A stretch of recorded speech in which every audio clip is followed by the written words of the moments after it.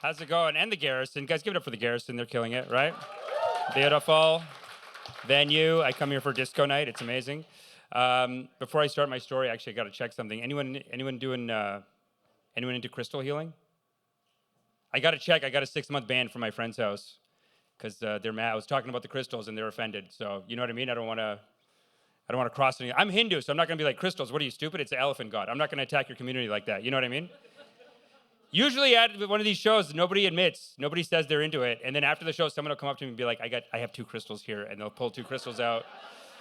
And I feel like, you should be proud. You should get tax exempt status. That's how I feel, right? But I guess it turns out my friend, her husband is a level 6 crystal Guruji, and they're upset. So each level was $2,000. I think he's in a cult. But I'm not here to attack the community, right? Years ago, though, I remember when she became atheist, super atheist, and we were with a friend, and he's a Muslim. His dad would tell us this beautiful poetry from Sufism. Are you guys familiar with Sufism? It's like a Islamic poetry. It's beautiful work. And he told us this beautiful poem. He said, "Do not dismiss the heart, even if it is full of sorrow. God's treasures are buried in broken hearts." That's nice, right? That's a beautiful thing to say, right? My friend, she goes, "I don't believe in God, sir." It's like, "Sorry, Mr. Muhammad, I don't believe in Allah, okay? That's not real." And fast forward 10 years later, she's married to a level 6 crystal Guruji. I think she's the one who's mad. He's not mad. He likes my talk on crystals, but she's offended, and what are you gonna do, right? When she became atheist, I remember for a while, this is one thing I learned about people who leave the faith, is that maybe there's too much anxiety in life, right? Because I remember when she left, and she got really mad about it, about the church and stuff like that. And I agree with a lot of stuff that she said, but there's too much anxiety in life, right? So 6 months after she left, started doing horoscopes. It's fine, right? I'm not here to attack the horoscopes. Bit of a parallel move, right? So she cuts off the horoscopes, but again, too much anxiety, right? Too much stress. 6 months after that, she was in a crypto scam. You know what I mean? You got to pay the price to God. One way or the other, you got to pay the tax, right? She cuts off the crypto, then she was doing Reiki for a bit. So she does it all. You guys are familiar with the Reiki massage? It's a no-touch massage. Yeah, he just goes, yeah, I know. He's like, here's a little Reiki right now. A little Reiki over here, a little Reiki over there. You know what I mean? I'm not insulting the Reiki masters. They are masters. But, sometimes you get the massage. It's a no-touch massage. And I'm not insulting them. They feel over the body. They're like, a lot of energy here, right? They know the spot. And then you're down there like, give it a squeeze then. You know what I mean? Give it a squeeze. But that's very offensive in the Reiki community. So you can't say that. But we're very positive. The Hindus, we're very accepting. I was at a monument last year, beautiful monument, Hindu monument, right? Huge thing to Shiva, right? Big monument to Shiva on the ocean. And then I went to the gift shop after, and at the gift shop, they had 10 Hindu gods. Beside that, Jesus, and they were selling the Jesus. Like he was saying, it'll cure your arthritis. It'll bring in, he was really selling it, right? And then beside the Jesus, Sonic the Hedgehog. So, and then the picture of Sonic said Obama on it. So all are welcome. The Hindu welcomes all. You know what I mean? That's what I was always. It's weird. I was taught both, though. I was taught both.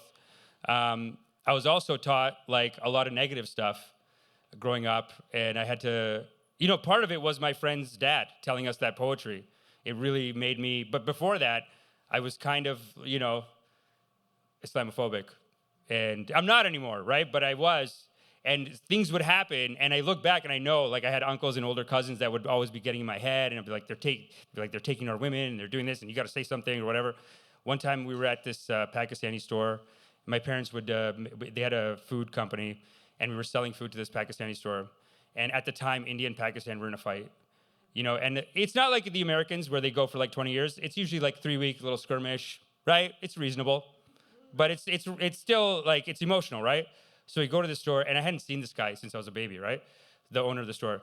And he sees me, he's like, "Amish, you're all grown up. Come, let me tell you something." India and Pakistan are fighting, but I love you like my son. And we are all children of the Most High God. And we can't fight. The politicians want us to fight, but we can't. We have to remember that, and we have to be united. You know what I mean? He tells me this, right? And I was like, it's beautiful, right? I walk out and I was like, oh my God. And I'm walking out with my uncle, and I was like, that's so nice what he said. And my uncle, he goes, they're all terrorists. Nothing gets through to this guy. You know what I mean? He's like, you Canadian liberal, all stupid liberal. They're cheating.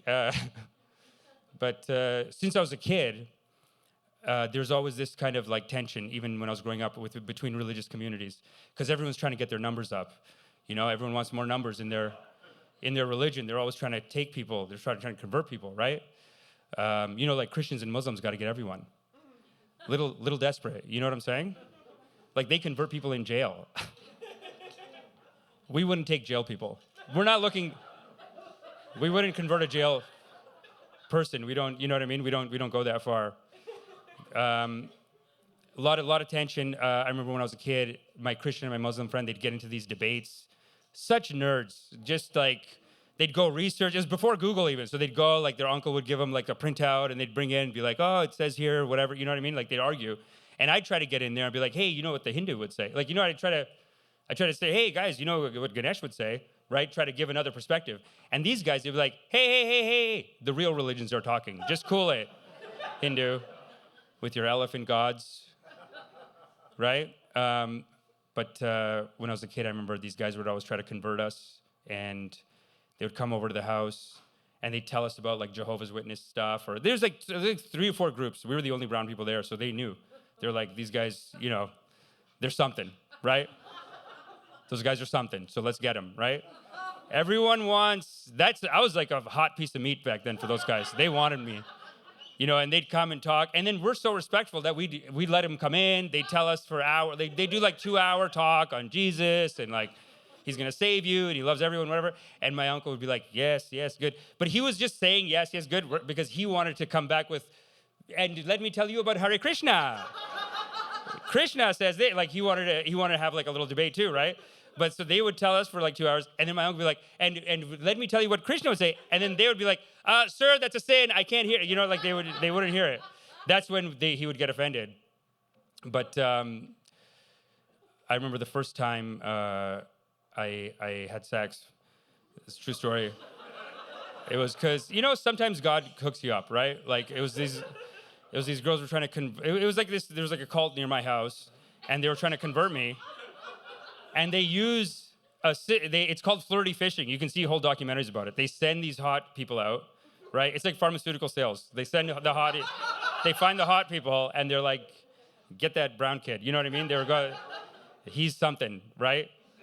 And I was so young and horny, and you know the wires in your brain get crossed. I'm not a bad person, right? Like I wasn't lying, right? But sometimes the wires in your brain get crossed. And sometimes you think, I love her and God. So I did. I loved God so much. And I was singing the songs. I was telling other Hindus, I was like, screw Ganesh, we got to have sex. We can have sex over here. Forget about that. This is good. This is a good system over here. I was going to run away with her. I was going to run away to Barrie and start a new chapter or join some other chapter. So stupid. So how could I have done? I was so into it. I was in love. I was like, let's do it. I was in love with her and with God, and I was ready to go. And then before we were going to leave, she couldn't take it anymore. And she was like, let's do it. You know what I mean? Let's have sex before we go, right? And we did it. And you know when you come and then you come to your senses? I came and I was like, oh my God, Mom, Ganesh, I gotta go. I got it. I can't go to Barrie. I can't do the Barrie trip.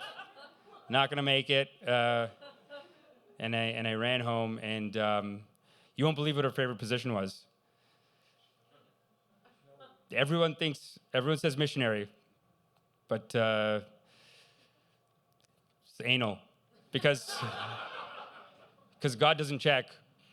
That's what they taught us. That's the first thing they taught us. There was actually a sign when we went into the cult house, and it was a big picture of a lion and a big, beautiful lion's mane, and it said, God can see when every hair on your head moves. doesn't check the butt. So that's the first thing they taught us. Doesn't check the butt. If you're a girl, if you're a dude, totally watching your butts. That's the crazy thing. That's the second thing they taught us. They were like, if you're a dude, don't do any butt stuff, because God's watching that. God's gay, maybe. I don't know. God's in the closet, I guess. I don't know. But I know this is true because when I was at the same time as I went there, my friend, he got sent to a gay correction camp in Scarborough. Sounds awful, right? It's the best summer of his life. It was amazing. It was great. He told me all about it. He said they went. Some older guy from their church would come, and he'd be like, "Hey guys, he'd show a picture of him and his girlfriend holding hands. He'd be like, don't be gay, guys. God doesn't like it." You know what I mean? And then they'd sign a contract saying they wouldn't do that. And then at night, they'd all have sex. Because, that's how it backfires, right? Like these parents, the worst backfiring they could have done. They're like, oh my God, my horny 15-year-old son might be gay. What do we do? Oh, I know. Round them up, send them to camp together. Then they'll learn. Learn to be gay. My buddy came back and was like, I didn't know I was gay until I went to that Don't Be Gay camp. And that's where I got all the moves. So, all right, I think that's my time. And I have a YouTube channel. I talk about religious stuff like this. I'm doing a video right now about an ICE agent who is also a Christian pastor. So it's pretty funny. It's great stuff. It's called Guruzilla 1111. I know it's a weird name, but that's my name on YouTube. Check it out. Thank you guys so much. My name is Amish Patel. Have a great night.